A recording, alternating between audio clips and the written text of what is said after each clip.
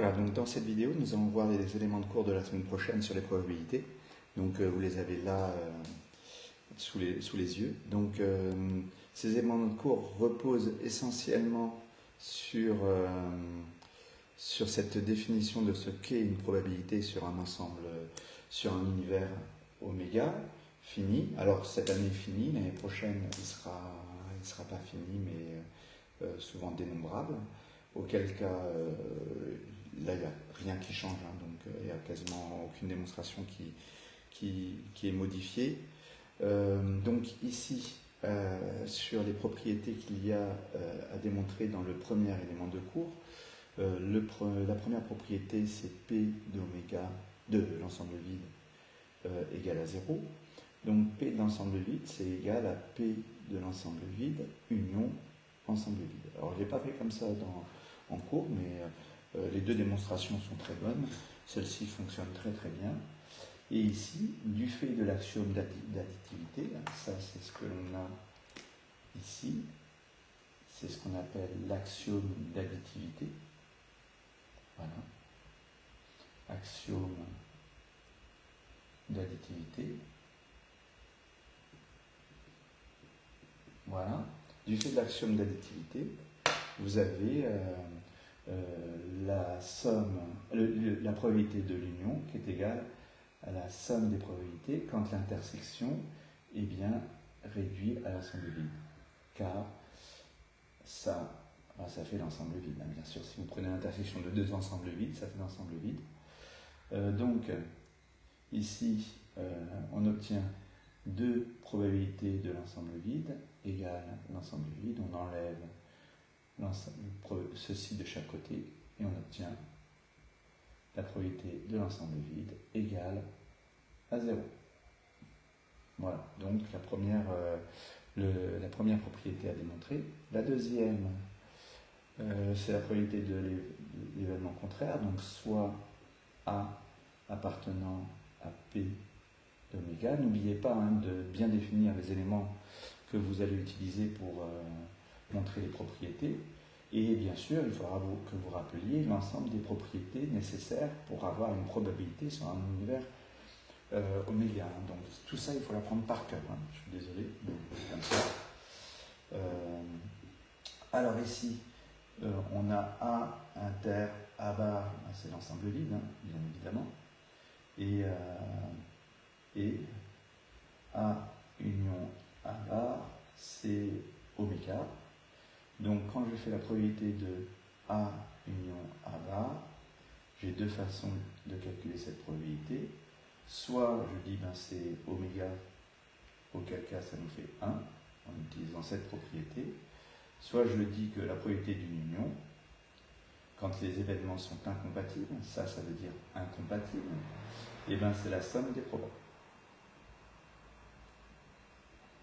Voilà, donc là vraiment assez simple celle-ci à démontrer. Donc les deux propriétés, 1 égale ceci, donc P de A bar, c'est 1 moins P de A. Voilà. Ensuite, troisième propriété à montrer, si A inclus dans B, alors P de A inférieur ou égal à P de B. Alors, une façon de le vérifier, et là il faut absolument, je l'ai dit, il faut absolument que vous fassiez un graphique pour ne pas vous perdre. Sinon, vous ne comprendrez pas rien à votre démonstration. Quand vous avez ici A et B, pour obtenir B, c'est l'union de cet ensemble. Voilà. Et de cet ensemble. Comme ça, vous ne vous perdrez pas. Si vous comprenez bien le graphique, vous obtiendrez, vous ferez facilement la démonstration. Ensuite, il faut définir ce que c'est que ça. Donc ça, c'est facile. C'est A inter B. Et ceci, j'aurais pu le faire avec une autre couleur, c'est A. Et faites le graphique sur votre cahier de cours. C'est A bar, le contraire de A, puisque là A est ici. A bar, c'est tout ce qu'il y a autour. Tout ce qu'il y a autour. inter B. Voilà. Donc, si je fais l'union de ces deux ensembles, c'est une union disjointe, les événements sont incompatibles, et ça nous donne B. Donc à partir de là, on a... et puis, il faut rappeler aussi que A inter B inter ceci, ces deux ensembles, hein, il n'y a pas de point commun hein, entre ces deux ensembles, il n'y a pas d'élément commun, pardon. Donc c'est l'ensemble vide. Donc j'ai pu utiliser l'axiome d'additivité. Hein, donc vous faites le graphique, vous écrivez ce que c'est que ceci, cela, et vous expliquez pourquoi vous pouvez appliquer l'axiome d'additivité. Donc lorsque je fais P de A inter B union A bar inter B, je recopie ce que j'ai écrit ici, j'obtiens P de B, et ça me donne P de ceci, plus P de A bar inter B. A bar inter B. Alors, bien sûr, le cas particulier, ce que j'ai fait ici, c'est pas le cas qui est ici. Hein, ce que j'ai fait là. Ça marche tout le temps. Voilà. Et comme j'en ai besoin pour montrer ceci, j'aurais dû écrire ça après. Donc j'aurais dû mettre soit, bon je vais le réécrire comme ça, vous l'avez sous les yeux comme il faut. Pour la fin, les trois dernières propriétés, je vais mettre soit AB appartenant à P de A, P de oméga au carré, c'est-à-dire deux parties de P de oméga. On a, voilà. Et ensuite, si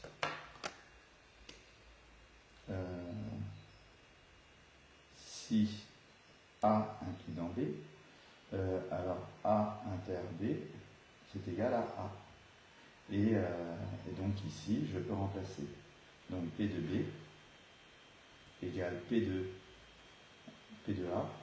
Donc le dessin, ça voudrait dire que A il est là, hein, c'est tout. P de A plus P de A bar inter B. Comme ça, c'est positif, puisque P est à l'image dans 0,1, donc c'est positif. On a P de A qui est inférieur à P de B. Donc P de A inférieur à P de B. Voilà. Ici, on a montré que P de B c'était ceci.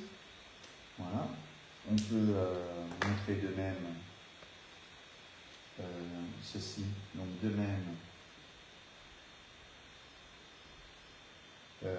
pour trouver P de A, P de A, c'est P de ça plus, donc P de A inter B bar, hein, c'est ceci. C'est la même démo, hein, donc je ne la refais pas. Plus P, vous pouvez l'écrire directement, plus P de ceci A inter. Voilà. Donc, quand je fais l'union, donc c'est ça qui est intéressant, si A, quand je fais A union B, j'obtiens ça,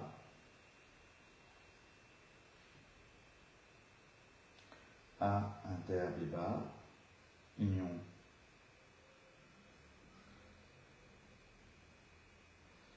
A inter B, union,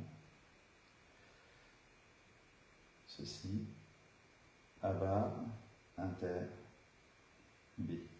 Voilà, union disjointe hein, de trois ensembles. Voilà.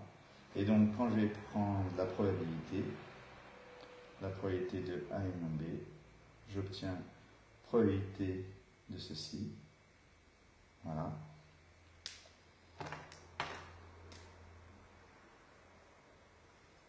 Voilà. Et comme c'est comme ils sont 2 à 2 disjoints, je peux faire P de A inter B bar plus P de A inter B plus P de A bar inter B. Ensuite, en utilisant ces deux résultats, B, P de B égale ceci, et P de A égale ceci, voilà. J'ai ça plus ça fait P de A, ça plus ça, ça fait P de B. Et donc, si je remplace ça par P de A et ça par P de B, j'en ai pris un de trop, donc il faut que je l'enlève.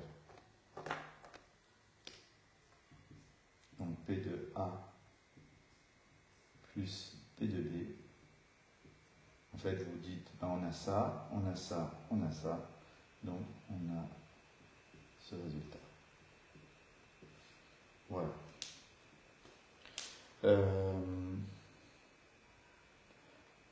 Réfléchis. Oui, il essaie de mieux de toute façon. Donc, bien évidemment, comme ça, c'est positif. J'enlève quelque chose de positif à ceci. D'où l'inégalité.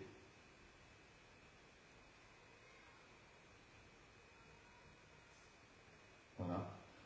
Donc, on a ceci qui est plus grand que ça. Donc, enfin là, j'ai plus la place, mais vous avez compris. De cette inégalité, on arrive immédiatement à ceci plus petit que ça. Voilà. Alors, on va passer maintenant au deuxième élément de cours. Deuxième élément de cours. On va montrer que, avec la définition de la probabilité conditionnelle, on peut démontrer qu'une probabilité conditionnelle est une probabilité. Alors, le deuxième élément de cours, c'est ceci. Soit, alors j'ai pris C dans cette démonstration, en cours, je l'avais fait avec B. Alors C, soit C appartenant à P, donc une partie de oméga, donc un événement de l'expérience, avec la probabilité de C différent de 0, on définit, donc il faut définir, on définit P sachant C d'un événement quelconque A comme étant P de A inter C sur P de C. D'où l'importance d'avoir la probabilité de C différente de 0. Donc ceci, bien sûr, comme vous introduisez la notation A, vous êtes obligé de définir A comme étant un événement comme ceci. Alors, maintenant, ce que l'on veut montrer, c'est que cette application P indice C définie de cette façon-là, qui va être une application de l'ensemble des événements possibles, l'ensemble des événements, voilà, qui a P de A associe ceci, défini de cette façon-là, et bien une application dans 0,1 déjà, et ensuite qu'elle vérifie l'axiome d'additivité et qu'on a ceci. Alors, pour montrer que c'est bien la valeur dans 0,1, on a, comme la définition c'est celle-ci, il suffit de montrer que le quotient est positif. Alors P de A sachant C, c'est positif comme quotient de nombre positif. Car ça, c'est positif. Et P de C, c'est différent de 0, donc strictement positif. Puisque P de C est supérieur ou égal à 0. Puisque c'est une probabilité P, donc c'est la valeur dans 0,1, donc c'est positif. Et c'est non nul, donc c'est strictement positif. Ensuite, pour montrer que c'est inférieur, on a A inter C qui est inclus dans C. Et donc, avec les propriétés qu'on a montrées sur les probabilités, on a la probabilité de A inter C qui est inférieure ou égale à la probabilité de C. Donc, la probabilité de A sachant C, comme c'est le quotient, c'est ça sur ça, c'est inférieur ou égal à 1. Donc P de C est bien à valeur dans 0,1. Donc on a montré le premier point. Le deuxième point, l'axiome d'additivité. Donc on va prendre soit A, B appartenant à P d'oméga. On a avec A inter B égale à ensemble vide, c'est-à-dire que les deux événements sont pris comme incompatibles. À ce moment-là, on a P sachant C de A union B, qui est égal à P de A union B inter C sur P de C. Ensuite, on utilise la distributivité ici, les règles qu'on connaît sur les ensembles.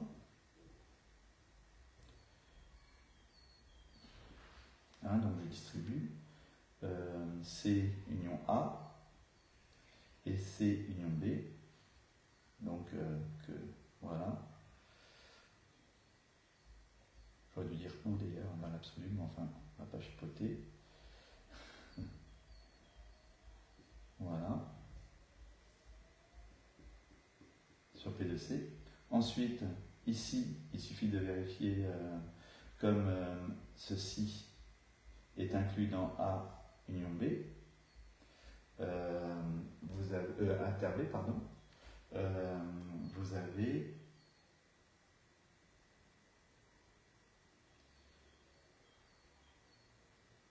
l'intersection. Voilà. Donc quand je fais A, ça implique que A inter C inter B inter C égale l'ensemble vide.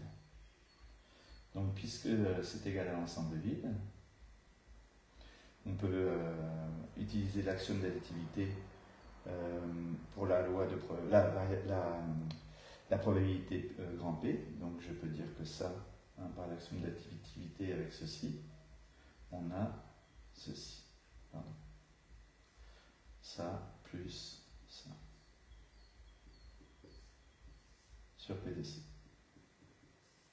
Voilà. Et ça nous fait P de A inter C sur P de C plus P de B inter C sur P de C.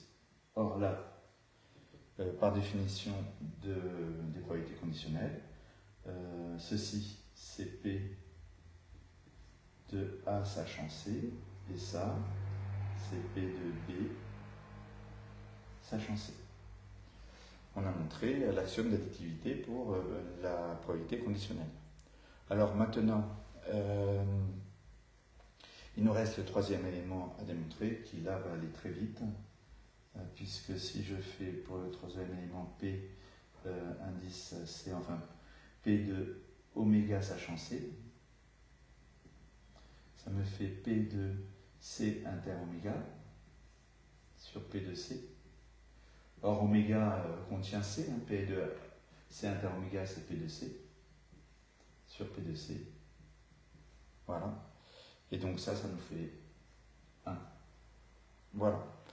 Donc on a montré la troisième propriété que doit vérifier l'application P indice C, la probabilité conditionnelle, pour que ce soit une probabilité. Donc P,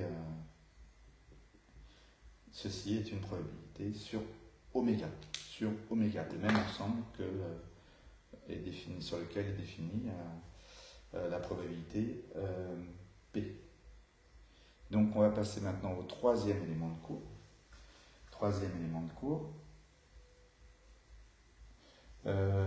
Et est en rapport avec les variables, les événements indépendants. Alors attention, là maintenant j'utilise un terme nouveau que je n'avais pas encore employé, indépendant, à ne pas confondre bien sûr avec l'incompatibilité. Incompatible, c'est que les deux événements ne peuvent pas avoir lieu en même temps. Vous lancez un dé, l'événement obtenir 1 est incompatible avec l'événement obtenir un nombre pair, par exemple. Ce sont deux événements incompatibles. L'indépendance, ça n'a rien à voir. On a vu que l'indépendance, il y avait une définition qui est qui n'est pas forcément très simple à comprendre, qui est celle-ci. A et B indépendants. C'est là la définition, et la définition, il faudra que vous la connaissiez sur le bout des doigts. Si et seulement si, P de A inter B est égal à, oula, pardon, P de A fois P de B. On va, alors, ça c'est la définition. Bien sûr, quand vous donnez la définition, il faut que vous précisiez avant ce que c'est que A et B, sinon vous ne pouvez pas écrire ces propriétés si on ne sait pas à quoi correspondent, ce que sont les grand A et grand B. Donc on va prendre soit grand A et grand B, deux événements. Voilà. On a ceci. Et la première propriété nous dit que ceci, c'est équivalent à P de A sachant B, je vais présenter comme ça, égale P de B, P de A. Voilà. C'est-à-dire que je sache que B est réalisé ou pas, la probabilité ne change pas. Que je sache que B est réalisé ou n'est pas réalisé, on ne sait pas si elle est réalisée, on a égalité des deux. Alors ici, pour montrer que ceci implique ceci, c'est quand même dans le cas particulier où cette probabilité peut exister, c'est si P de B différent de 0. Donc cette propriété, il faudra surtout ne pas oublier l'énoncé aussi que P de B est différent de 0. Alors, ici, du fait que A et B soient indépendants, on obtient cela. Or, ça implique que P de A, c'est P de A inter B sur P de B. Et j'ai le droit de passer de là à là, puisque j'ai le droit de diviser par P de B, dans la mesure où P de B, j'ai choisi un événement qui était possible, c'est-à-dire tel que la probabilité est non nulle. Voilà. Donc cette première propriété qui est de montrer que A et B indépendants si et seulement si la probabilité de A est égale à la probabilité de A sachant B, et prend une ligne. Au niveau de la démonstration, il n'y a presque rien à faire. Alors ensuite, on peut aussi démontrer que A et B indépendants implique que A bar et B sont indépendants et que A et B bar sont indépendants et que A bar et B bar sont indépendants. Tout ça est équivalent. Alors comment le démontrer? On va le démontrer dans le cadre général sans forcément supposer que P de B est différent de 0, on n'a pas besoin. Je l'ai fait dans le cours avec P de B différent de 0 et P de A différent de 0, c'était pas forcément, c'était un tout petit peu plus facile, mais là je vais le faire dans le cadre général. On va écrire ceci et on va utiliser le même graphique que l'on a utilisé pour l'élément de cours 1. Alors pour l'élément de cours 1, j'ai écrit ce que c'était que la probabilité de B. La probabilité de B, je l'ai écrit comme étant la somme des probabilités des deux ensembles, celui-ci et celui-ci. Alors celui-ci, je rappelle que c'est A inter B, et que celui-là,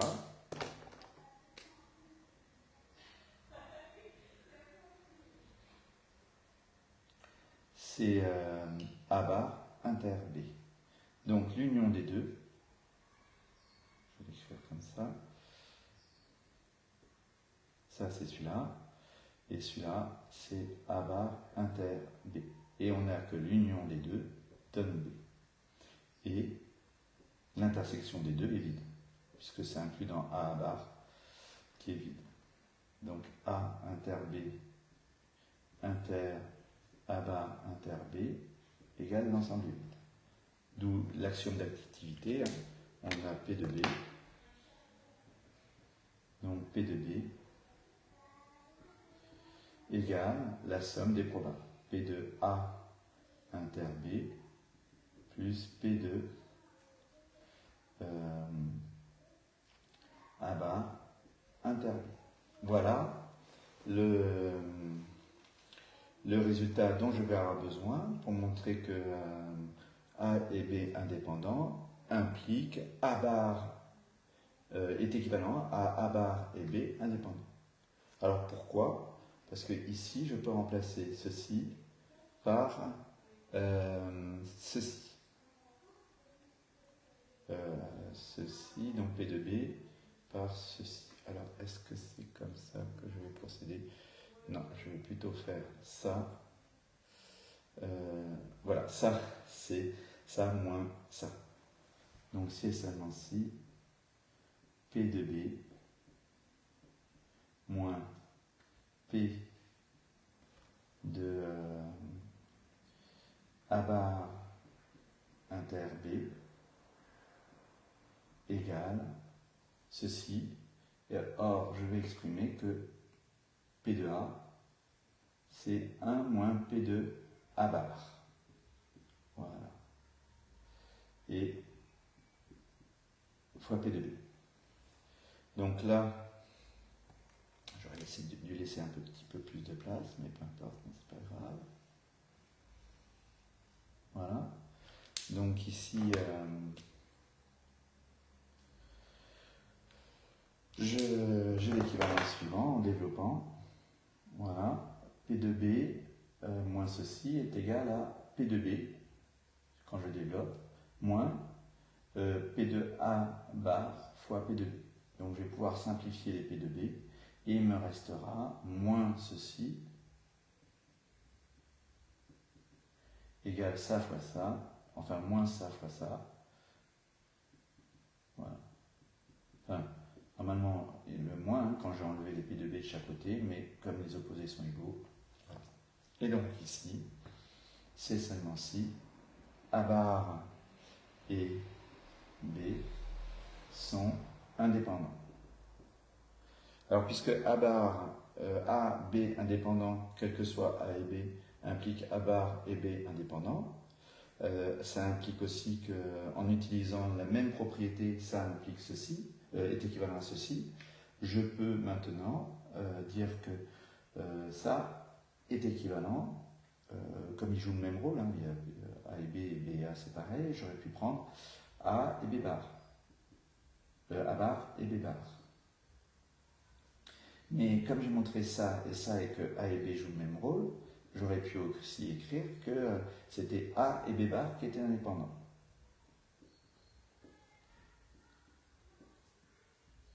Voilà. Cette équivalence me permet d'écrire celle-ci. Cette équivalence me permet de passer de là à là en prenant B bar. Donc on voit qu'on a montré effectivement les trois équivalences, en réalité il y en a 4, mais les 4, enfin il y en a même plus puisque 2 à 2, ouais. Mais enfin voilà, on a montré les équivalences comme on devait les montrer.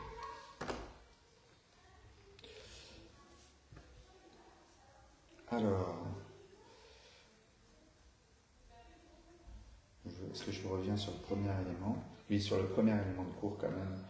Sur la probabilité de A union B, quand ils ne sont pas incompatibles, vous avez P de A plus P de B moins P de A inter B. Je rappelle que, parce que je trouve que je n'ai pas été très clair, pour montrer ce résultat, on va écrire que A union B, ça s'écrit comme union des trois. Union des trois. Donc ici, A, si ça c'est A, si ça c'est A, cet ensemble-là, c'est A inter B bar, cet ensemble c'est A inter B, et cet ensemble c'est le contraire de A, hein, on est de ce côté, A bar inter B. Donc on écrit que la probabilité de l'union, hein, c'est ça. C'est la probabilité de ça, plus la probabilité de ça, par l'additivité, puisque 2 à 2, ils sont incompatibles. Donc, et la probabilité du troisième. Et ensuite, là, comme j'ai A inter B, et là, A, voilà, ben ça, je reconnais P de A. Et là, je reconnais P de B. Voilà, et ça suffira si vous écrivez ça. Et celui-là, je l'ai écrit 2 fois, une fois pour le P de A et une fois pour le P de B. Donc, je suis obligé de l'enlever. Voilà, c'est une façon de procéder, c'est pour ça que je le refais. Vous voyez comment il est beaucoup plus facile de démontrer cette égalité, comme ça, en écrivant ceci. Si vous écrivez ça, ça suffira, sincèrement. Vous n'avez pas besoin de justifier que les intersections 2 à 2 sont vides, ils accepteront. Voilà. Allez, je m'arrête là dans cette vidéo.